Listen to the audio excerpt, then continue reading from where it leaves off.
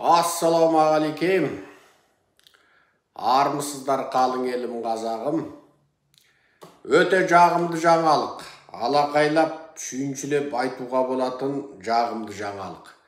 Дүйсенбінің таңында мына бір орыс, өзі орыстың ішінде де сүйкімді адам бар екендігін дүниеге дәлелдеді. Енді тура мынандай бір орыс шығып, дүниеге орыстың ішінде де соғысты ұнатпайтындар бар екенін дәлелдемесе, менің өзімде орыстың ішінде шовинисті бар ма жоқ па деп ойланып қалған. Бұл өте жағымды жаңалық және қуанышты жаңалық. Бұл жаңалықтың қуаныштылығы соншалық, бұл дипломатиялық тарихта сирек кезетін құбылыс, Және бұл дүние жүзінде қазір әлемдік ірі медиаларда шу-шұрқан болып талқыланып жатыр. Путин ине жұтқан ит құсап үндемей отыр. Ресейдің бүкіл шовинистері тура ине жұтқан иттен арман, немесе төсекке сиып қойған ересек бала құсап ұялып бетін басып отыр. Не істерін білмей, жаңағы отырған отырыс болып тұр. Қысқасы сазарып көкпеттеніп, орыстың шовинистері сол біріне бірі қарсы жаңағы ата бабасынан мұраға қалған боғауыздарын бұрқыратып отыр. Енді бұл жаңалықты енді көп созбай қысқаша айтайын. Бұл Ресейдің Женевадағы дипломаты. Бұл сарының аты Борис Бондарев екен. Бұл жаңағы Женевадағы Ресейдің дипломат қызметкері ретінде жұмыс істеп отырған. Бұл ресми дүйсенбі күні, со Женева уақытында дүйсенбі күні қызметтен кететіндігі туралы өтініш хатты Ресей мемлекетіне тапсырған. Және сонымен қатар бүкіл дүниежүзілік медиаға Ресейден қызметке кететіндігін, яғни дипломат ретінде Путиннің саясатына қарсы екендігін жариялады. Ол тіпті бүйтіп айтты: Never have I been so ashamed of my country дейді. Мен өзімнің мемлекетім үшін ешқашан дәл осындай ұялып көрмеген едім дейді. Бұл енді Борис Бондарев, бұл енді жақсы екен. Өзі орыс болса да жақсы екен. Өзі орыс болғанмен бұл шовинист емес екен. Орыс бола отырып шовинист болмау дегенің енді сирек кезігетін құбылыстар, өте сирек кезігетін құбылыс. Сонымен бұл және халықаралық ақпараттарға берген ақпаратында бұл қазірше Женевадан кетпейтіндігін айтқан. Тіпті бұл енді саяси баспана сұрауда мүмкін. Қазірше ол туралы сөз жоқ. Ол міне 20 жылдан бері осы мәселеде жаңағы Ресейде жұмыс істеп келе жатқандығын, дипломатиялық карьерасын for 20 years of my diplomatic career дейді. 20 жылдан бергі менің дипломатиялық жұмысымда мен дәл осындай ұятты болып көрген жоқпын. Путиннің Украинаға жасаған соғысы қылмыс.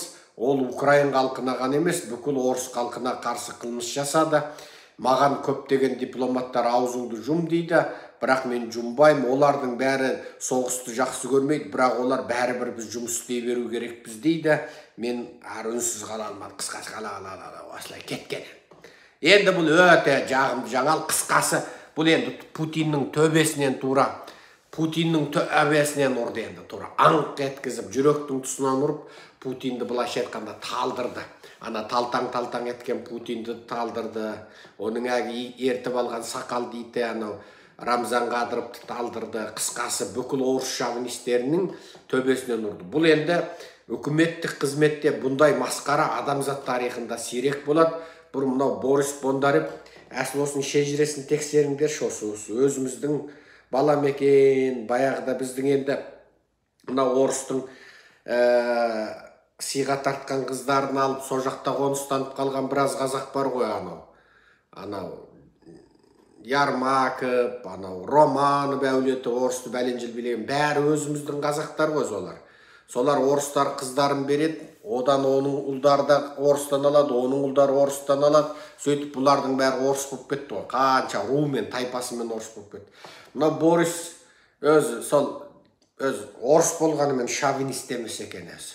Енді қысқасы разы боласың. Қысқасы Путиннің енді тура тұмсықтан ұрып қан жоса қылды. Масқара болып Путин енді. Жер әлемде масқара болып отыр. Бұл енді адамзат тарихында дипломатияда бұндай тіпті анау мынау жер емес. Бұл Женеваның жаңағы дипломаты Біріккен Ұлттар ұйымында жұмыс істейтін. Бұрын өзі жаңағы Камбоджа мен Монғолияда дипломат болған екен. Енді Женевадағы Біріккен Ұлттар ұйымында істеген. Қазір енді бүкіл дүние жүзі енді қысқасы Ресей тарапынан қандай не болады деп отыр. Енді Путин бұны өлтірсе тағы болмаған. Өлтірмесе тағы болмаған.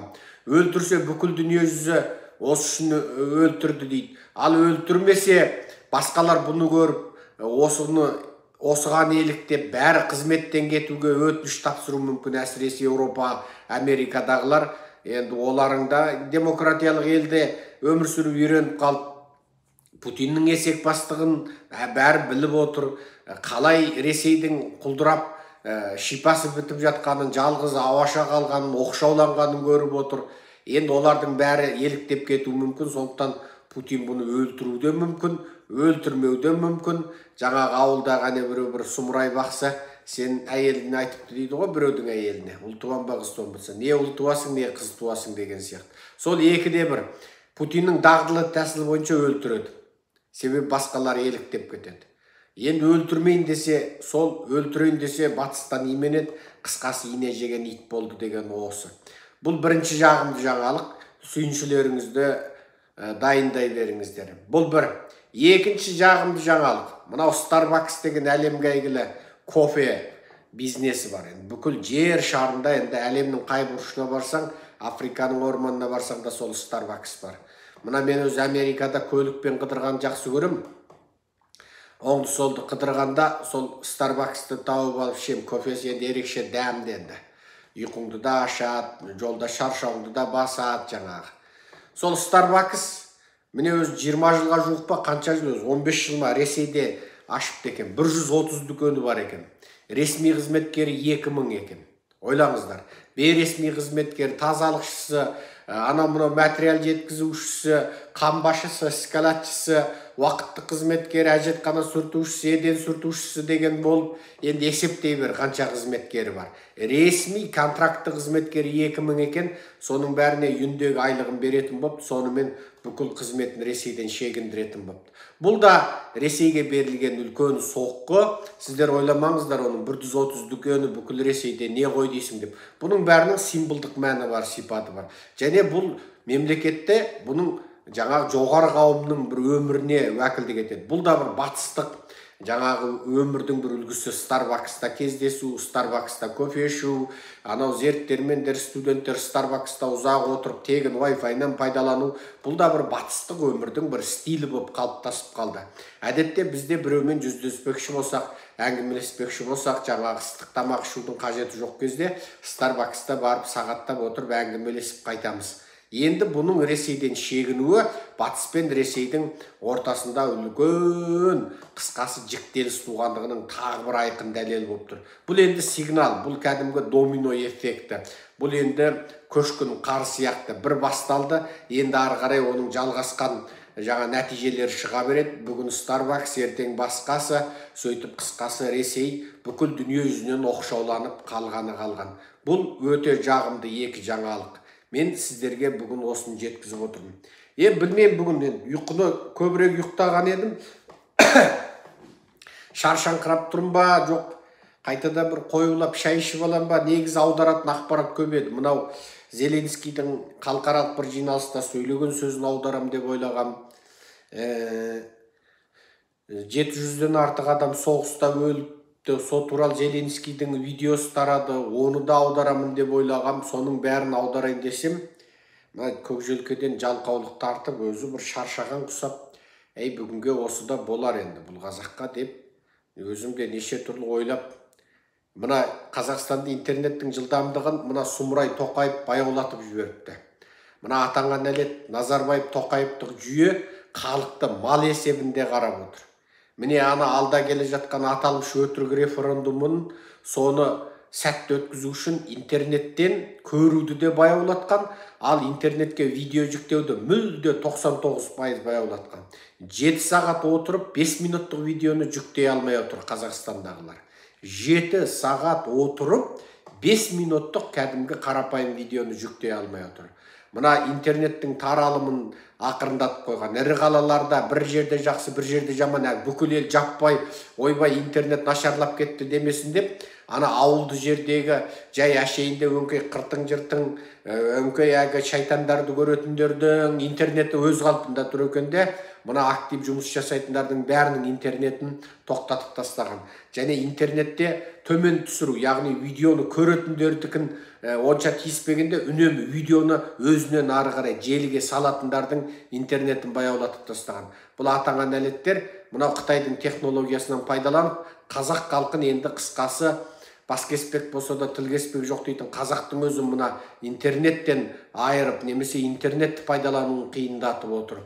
Бұл енді сұмырайдың сұмырайлығы, екі қолы қанға малынған қаншер, енді бұның зұлымдығына көніп отырған сол қалың елім қазағым, сен аман болшы айту. Басыңа енді тішіп тастасмақ түгілі, бәріңді ертең аспаннан темір жауып қырады десе де болды. Бүгін енді жаңағы Бекболатты ма, Мейрамбекті ма, Димашты тыңдап алып, содан кейін өлекші деп отыра беретін қазақ болдыңыздар ғой. Аман болыңдаршы айналайындарым. Аман болыңдаршы. Кейде мен өзім сыртта жүріп түңіліп кетем осы, түңіліп осы. Неғып қазақ болып қалды екен деп. Неғып осы шыр-пыр болып, жынды болып, жүрегімді ауыртып, қазақтарды оятам деп неге жүр екем? Баяғыда елде жүргенде ақшам көп, үйім көп кезде со 4 тоқал алып, 4 жип әперіп, жаңа баладар машалла көп, 20-ға таяп қалды деп неге жүре бермеді екен? Бұл қазақты оятамын деп Абай өлді, Шәкәрім өлді, Алаш арыстар өлді, қан жұтып, Бұқар кетті, Төле би, Қазыбек Айтекелер кетті, Абылай кетті, Қабанбай кетті. Енді бұл қазақ оянама, енді өстіп жүреміз ба? Жоқ осы Американ болып өмір сүрейін бекем халау деп жаңағы Кока-кола ішіп, жаңағы со Американ болып, тыныш болып жаңағы осы ағылшыншаны акцентсіз сөйлесуге тырысып бір 3-4 жылда үйреніп алам. Содан бір 10 бәлен жылдан кейін Америкада конгрессмен болып отырмайын ба деп отырмын. Жасым міне ойлаңыздар, 50-ге әлі жетпедік. 61-дегі жасымда конгрессмен болуыма әбден болады. Содан кейін сол халаулайлым, қаулайлым деп жүрмейін ба деп ойлап қалам. Амал жоқ енді. Құдай менен сұраған жоқ, қазақ боласың ба, жапон боласың ба, неміс боласың ба деп менен сұраған жоқ. Құдайдың қалауы менің қалауым емес енді. Құдай өстіп қазақ қып қойды енді. Еңіреп жылап отырып, алқаштың баласы сияқты әкесі шошқамен бірге боқсүдікке малынып, шошқаның қасында құсып түшіп жатып қалса, алқаштың баласы әке деп еңіреп отырып, анау бүкіл ел жиркеніп айналып өтетін адамнан баласы бар жылап отырып, алқаш әкесінің басын сүйегенді көргенмен оқып жүрген кезімде. Әкесі алқаш, баласы жылап еңіреп отырып, әке деп әкесінің бетін жаңа ұрып жатып, жаңа өліп қалды ма, талып қалды ма деп сөйсе, әке дейді. Сонда көрдім, әкесі алқаш болса да баласы сүйеді екен ғой енді. Анау енді мал болмай кеткен адам былай түгіл, мал болудан кеткен адам соны баласы жақсы көреді. Біз де сондай болдық қой енді, қазақ. Жылаймыз, қайғырамыз, еңіреміз, қазақ үшін отқа да түстік, суға да түстік. Қазақ үшін жыладық, еңіредік. Жау болмайтынмен жау болдық, дос болмайтынмен дос болдық. Ұстаған жерде қолымыз, тістеген жерде тісіміз қалды. Тау кесе сүзіп, тас кесе шайнап, ақыры сотталып тыныш таптық. Содан ойлап қалам, не таптым деп қалам. Бірақ бір нәрсе анық, біз не істесек те бір жаратушының разылығы үшін істедік, өкінерім жоқ. Егер Құдай қайтадан саған қайта бір орай берем, уақытты кері қайтарып, дүниеге кім болып келесің десе, мен ойланбай тағы қазақ болам. Осы қазақ деген халық аспан алақандай жер тебінгідей кезден ең сорлы кез осы кез. Бұрын енді айбарынан айғыр, айдарынан желескен мықты халық еді. Осы ең сорлы кездегі, осы кездегі қазаққа жіберші. соны біреу болмаса екеуі болмаса да біреуін оятып қалармын деп тағы да қазақ болуды тілеп аламын. Ау, мен осы түрім жаман. Аман болыңыздар, қалың елім, қазағым. Мен сіздерді жақсы көремін. Алқаш әкесін жақсы көрген ұлы сияқты мен сіздерді жақсы көремін. Ем қонбаса да, дауа қонбаса да, дауасыз болса да қазақты жақсы көремін. Амал жоқ, амал жоқ, шарам жоқ. Қайтейін енді. Не жаздым жаным саған. Жақсы сау болыңыздар.